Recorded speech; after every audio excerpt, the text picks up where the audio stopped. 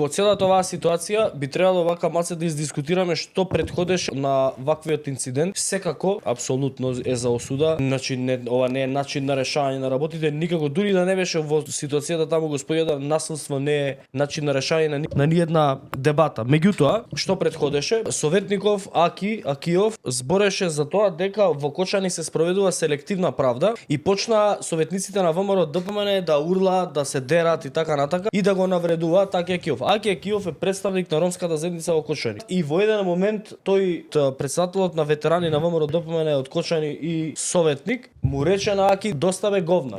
На што човеков очигледно изгуби контрола, што е апсолутно за осуда и не требаше да постапи на начин на кој што постапи. Треба да ја следиме целата ситуација. Инцидентот де факто го предизвика советниците на ВМРО ДПМН кои што провоцираат не само на оваа седница, туку провоцираат на сите претходни седници во општина Кочани. Тие се тие кои што провоцираат. Советниците на ВМРО ДПМН веќе 1-2 месеца пробуваат да предизвикаат инцидент, навредуваат, псујат и се обидуваат да иницираат ваква сценарио. И еве на крајот им успеа. Меѓутоа мора да го гледаме целиот контекст.